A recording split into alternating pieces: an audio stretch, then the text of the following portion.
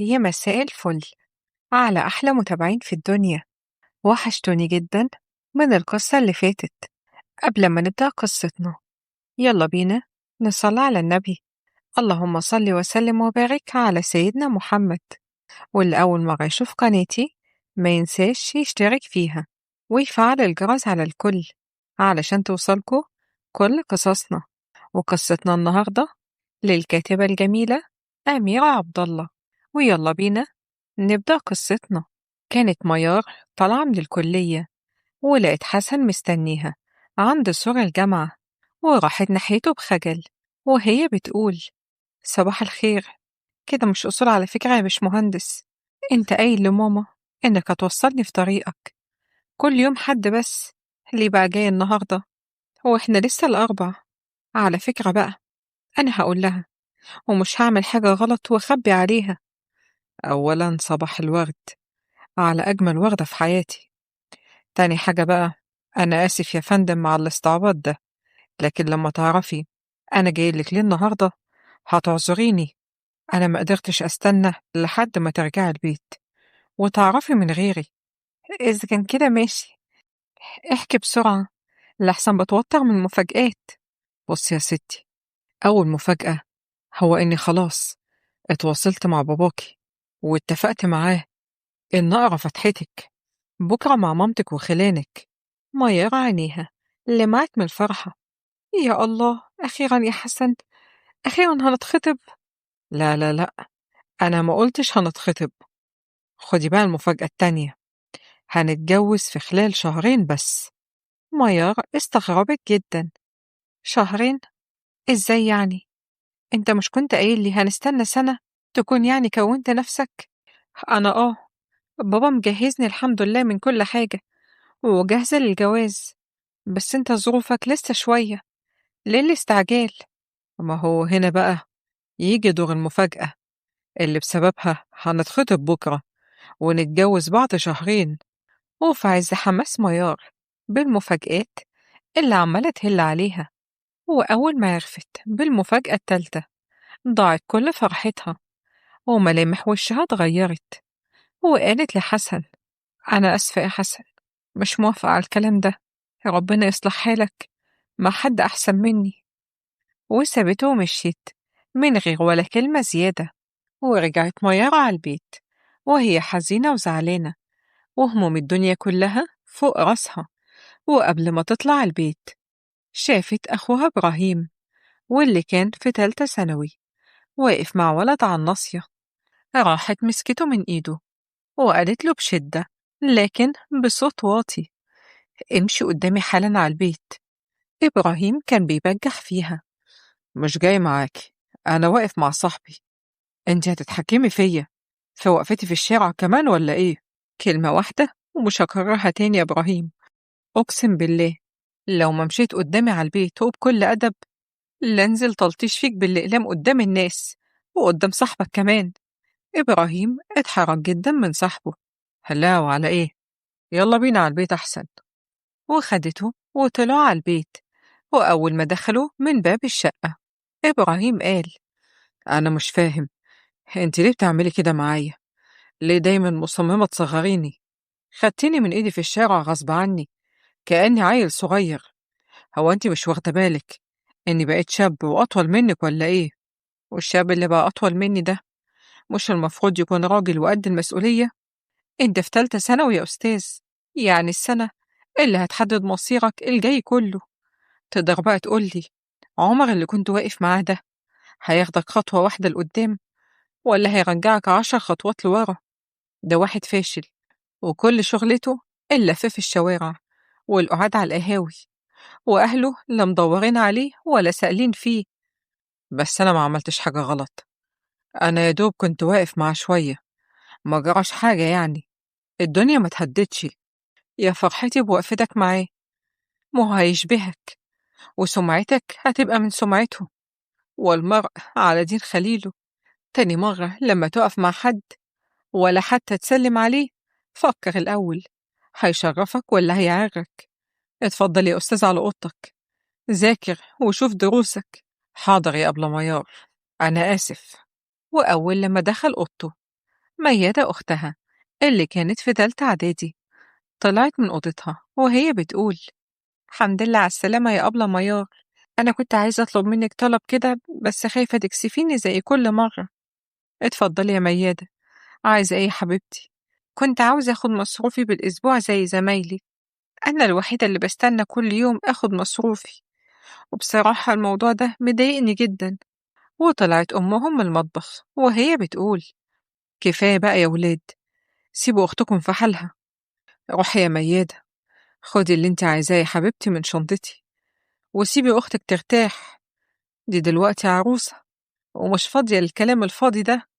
ايه، أخيرا يا أبلة هتتجوزي أبي حسن؟ اديني بقى مصروف الشهر كله يا ماما، حلاوة الخطوبة. استني عندك، انت هتصطادي المية العكرة ولا ايه؟ مفيش مصروف غير باليوم.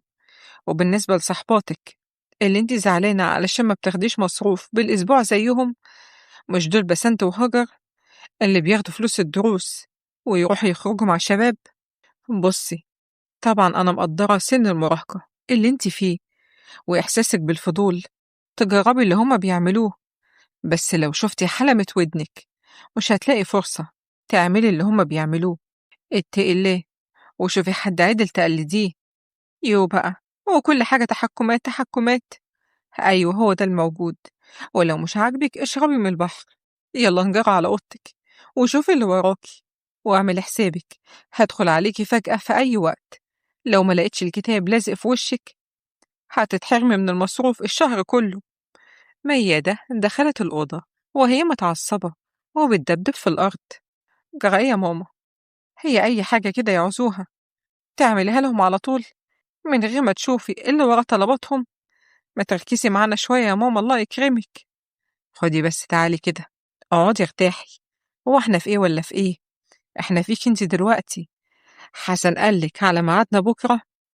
وميار خدت نفس طويل وهي بتحاول تمسك دموعها. قال لي يا ماما ورفضت طلبه. انا مش هتجوز حسن، خلاص، احنا مش مناسبين لبعض. الأم بصدمة واندهاش: انت بتقولي ايه؟ ده انت بقالك سنين يا بنتي مستنية اليوم ده، وكلنا كنا مستنيين يتخرج من كلية الهندسة بفارغ الصبر. ده الأهل والجيران والناس كلها عارفين إنك لحسن من وانت قد كده. كان يا ماما كان، حسن لو آخر واحد في الدنيا خلاص ما بقاش ينفعني. يعني إيه يا بنتي؟ خلاص فجأة كده قررتي تعنسي وما تتجوزيش؟ ده انت اللي بتشجعي البنات تتجوز وهي لسه في التعليم علشان تكون أسرة بدري بدري. لا طبعا يا ماما هتجوز، أي شخص مناسب هيتقدم لي من بكرة الصبح هوافق عليه على طول، لأن نفسي يكون عندي بيت وأسرة هادية ومستقرة، وده مش هلاقيه مع حسن للأسف. ودخلت الأوضة وفضلت تعيط لحد ما راحت في النوم. وبنرجع فلاش باك من 4 سنين.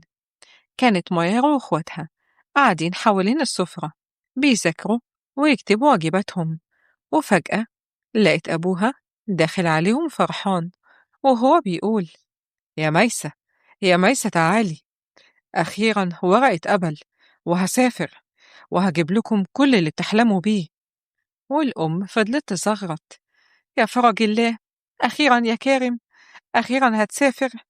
ده احنا مستنيين السفرية دي من سنين.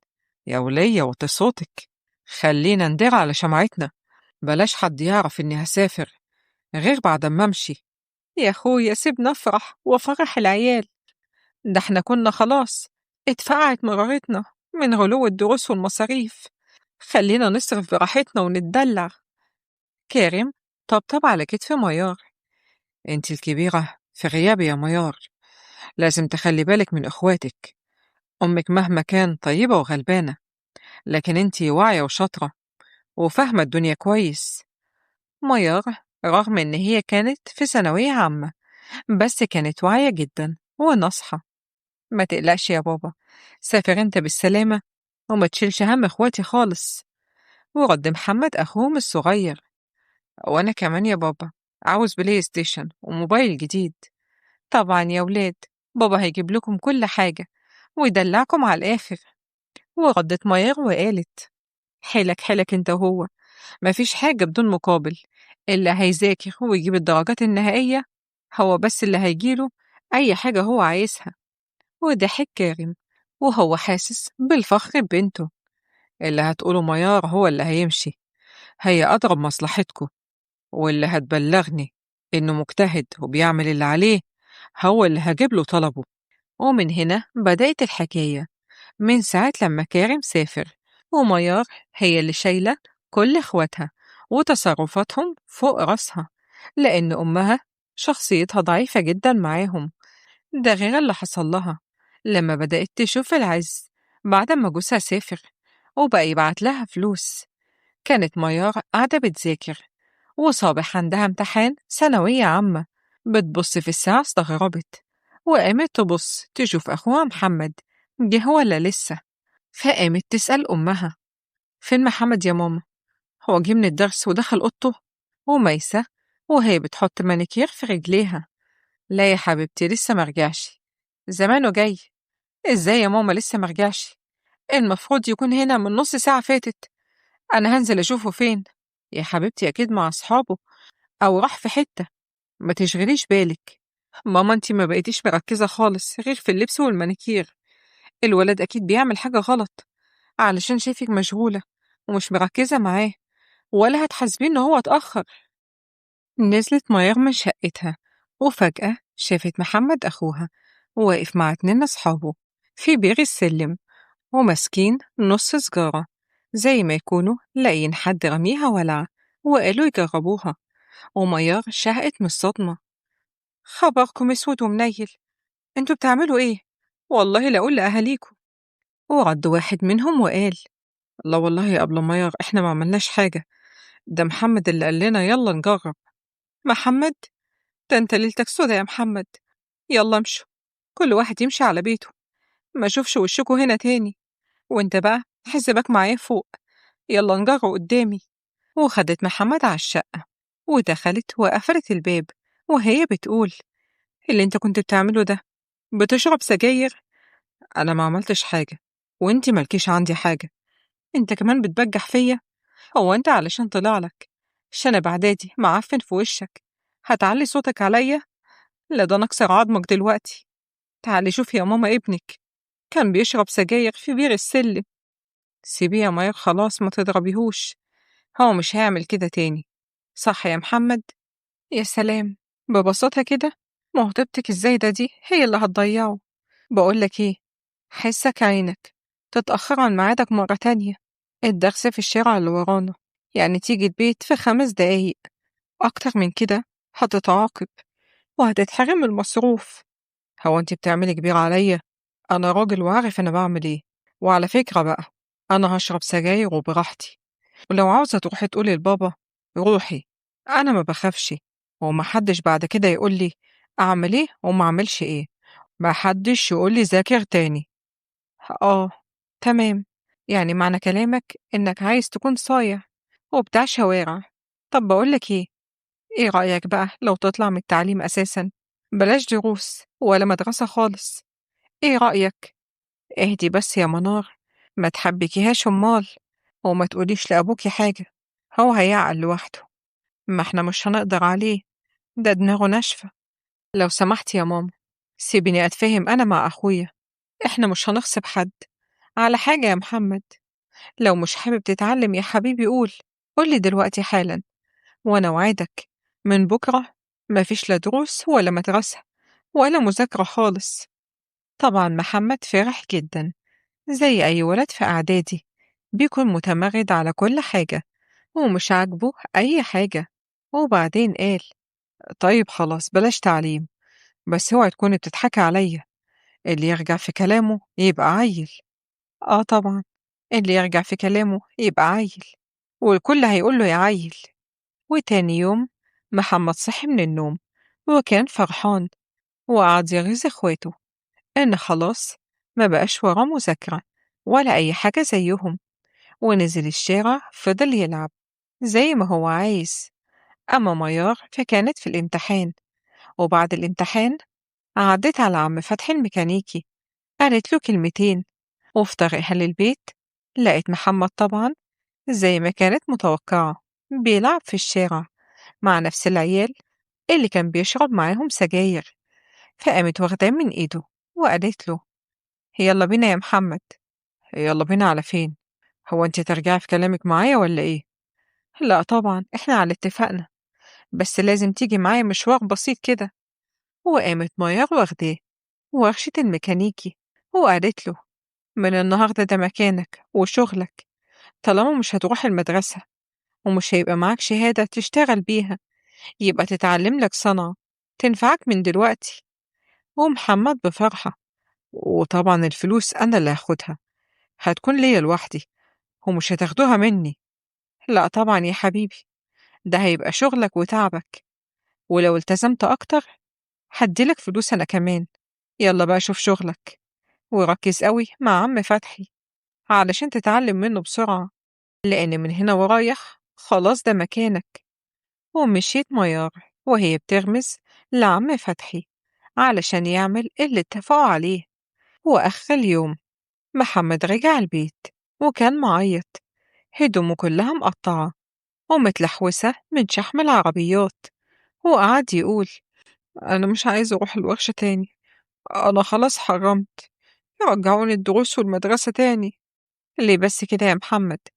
بترجع في كلامك ليه يا حبيبي؟ عم فتحي فضل طول اليوم يزعقلي ويشتم فيا ويخليني أناوله كل حاجة لحد ما دراعي وجعني، ما بقتش قادر. معلش يا حبيبي، ده علشان بس أول يوم، لكن بكرة تتعود. انت خلاص هتقضي بقية حياتك طول عمرك في الورشة دي. لا يا أبلة بالله عليك، ده أنا شفت أصحابي وهم راجعين من الدروس شايلين الكتب وهدومهم نظيفة، دخلت أجري أتدارى جوه في الورشة لحسن يشوفوني، كان شكلهم نظيف جدا. أنا ما كنتش أعرف إن شكلي بيكون حلو كده زيهم وأنا لابس وشايل كتبي. حسيت إني خايف لما أكبر يكونوا هم أحسن مني وأنا مكاني في الورشة. أبوس إيدك يا أبلة، خلاص رجعيلي كتبي وهاتيلي هدوم حلوة تاني بدل اللي باظت دي. ميار ابتسمت وطبطبت عليه وهي بتقوله: بابا هيبعت لنا فلوس بكرة، هجيب لك لبس حلو قوي. ادخل يلا استحمى وارتاح، وبكرة ترجع لدروسك. لا لا، مش هنام، أنا هسهر على الكتب، هذاكر كل اللي فاتني علشان زمايلي ما يكونوش أحسن مني. ميار دخلت أوضتها وفضلت تعيط، ولقت أمها داخلة وراها وهي بتقول: عفارم عليك يا ميار، بنت أبوكي بصحيح، طالعة حمشة وواعية زيه. الواد كان هيضيع لولا اللي حصل معاه النهاردة في الورشة. أنا اللي اتفقت مع عم فتحي نعمل كل ده علشان محمد يعرف إن وجوده هناك بهدلة ومرمطة ويعقل ويراجع نفسه. طب والله انتي مفيش زيك اتنين، ده يا بخت حسن بيكي، هتبقي أم شاطرة أوي. انتي مالك يا ميار بتعيطي ليه؟ ده انتي المفروض تفرحي باللي عملتيه النهاردة. أنا تعبت أوي يا ماما، إخواتي مشاكلهم كتير ومسؤوليتهم كبيرة، وانتي يا ماما لا بتهشي ولا بتنشي، إخواتي كده ممكن يضيعوا. ما تخلي بابا يرجع من السفر ويرجع يعيش وسطنا تاني، كل حاجة كانت ماشية زي الساعة طول ما هو موجود. انتي اتجننتي يا ميار، يجي فين يا بنتي بقى بعد ما ربنا فتحها علينا بتقولي كده؟ وبعدين ما انتي قايمة بدور وزيادة، ده انتي ممشية اخواتك على عجين ما يلخبطوهوش. بس كل ده كتير عليا يا ماما، الشيلة كبيرة عليا. مامتها طبطبت عليها: سيبيها على الله يا بنتي، احنا مش أول ولا آخر بيت يكون في حد مسافر، والأسرة بتعيش عادي وربك بيسهلها. وعدى 4 سنين وميار شايلة كل مسؤوليات اخواتها ومفتحة عيونها عليهم كويس جدا. وبنرجع ليوم ما حسن فاجئها بخبر الخطوبة. كانت نايمة في أوضتها من كتر العياط، وبعدين اتفاجئت بمامتها بتخبط عليها وبتقول لها إن والدة حسن جاية تتكلم معاها. ميار غسلت وشها وعدلت لبسها وطلعت تستقبلها: ايه يا ميار يا حبيبتي، ده احنا كنا ما صدقنا خلاص، الظروف بقت كويسة علشان تتخطبوا وتتجوزوا، ده احنا بقالنا كتير جدا مستنيين تكونوا مع بعض. إيه بقى اللي حسن بيقوله ده؟ ولا انتي بقى بتدلعي وبتشوفي غلاوتك عندنا؟ لا يا طنط، مش بتدلع ولا حاجة، بس حسن فاجئني بموضوع السفر. فجأة كده قال لي هنتخطب وهنتجوز. قبل ما الحق أفرح قال لي إن هو هيسافر بعد الجواز. أنا مش عايزة أتجوز واحد بيسافر. طب ما انتي زمان اللي طلعتي الموضوع في دماغه، وكنتي بتقولي له نفسي تسافر وتكون نفسك ونعيش في مستوى مادي كويس. حتى والدك ذات نفسه مسافر. فين بقى المشكلة؟ وميارة مسحت دموعها. يا طنط، زمان حاجة ودلوقتي حاجة تانية. حضرتك زي ماما، وأنا متربية على إيدك، مش هتحرج منك. أنا كنت فاكرة إن السفر بيحسن المستوى المادي وبيحقق الأحلام، لكن اللي شفته العكس. بابا لما سافر بيتنا بقى مليان صراعات وتحديات كل يوم علشان نقدر نعوض غياب بابا. انتي بتتكلمي كلام كبير قوي يا حبيبتي على سنك. والله يا طنط رغم سني، بس لولا اني واقفة على دماغ اخواتي طول الوقت كان زمانهم ضاعوا. ماما ما بقتش فاضية ولا بابا بقى موجود. اخواتي محتاجين رقابة. بقيت شايلة شيلة كبيرة جدا عليا. ما كنتش أعرف إن غياب رب الأسرة في البيت بيعمل كل ده. إزاي بقى أعيد نفس المعاناة بعد جوازي من حسن؟ يعني انتي شايلة شيلة اخواتك كلهم في غياب أبوكي، ومش قادرة تشيلي نفسك في غياب ابني؟ يعني جت عند ابني وما بقيتيش قادرة تتحملي؟ خلاصة الكلام يا ميار، انتي عاوزة ابني ولا مش عايزاه؟ أكيد طبعا عايزاه يا طنط، بس موضوع السفر ده عائق كبير قدامنا. يختار بينا، يا أنا يا السفر. آه، يعني انتي عايزة ابني يضيع مستقبله والفرصة اللي انتي زرعتيها في دماغه علشان انتي فجأة كده الشيلة بقت تقيلة عليكي. والله يا طنط بقى اللي حضرتك شايفاه، أنا بتكلم في كيان أسرة بعد كده، وبدور على استقرار، مش واحد كل دوره في الحياة إنه يبعتلي مصاريف كويسة وخلاص. خلاص يا بنتي، اللي يريحك، عن إذنك. وقامت مشيت. أما أم ميار كانت سامعة كل كلامهم وهي في المطبخ، ودخلت لبنتها وهي بتقول: عندك حق في كل كلمة قلتيها. حقك عليا يا بنتي إني أم ضعيفة ومشايلاكي كل مسؤولية إخواتك لوحدك. لا يا ماما، ما تقوليش كده، أرجوكي ما تزعليش من الكلام اللي قلته. لا أبدا، مش زعلانة منك، بالعكس، أنا شايفة إن قرارك صح جدا. هو بقى لو بيحبك بجد هيختارك ومش هيسافر. الغربة طلعت كربة فعلا يا بنتي. أنا بقيت أحس إني لوحدي وبنسى إني متجوزة من كتر ما حياتنا فيها تفاصيل كتير أبوكي مش بيشاركنا فيها.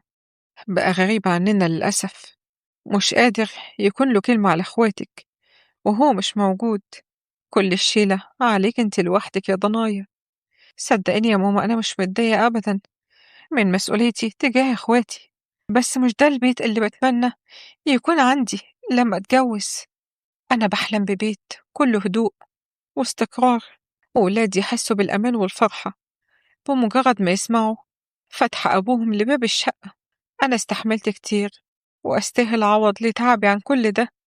ويوم الحد كانت ميار طالعة من الكلية، ولقت حسن كعادته كل يوم حد واقف عند سور الكلية. ما كانتش مصدقة عينيها لما شافته، وراحت ناحيته بخجل. هو أنت مستنيني أنا؟ هو أنا أقدر أستنى حد غيرك؟ وبعدين مش المفروض كنتي تقوليلي سبب رفضك وقتها؟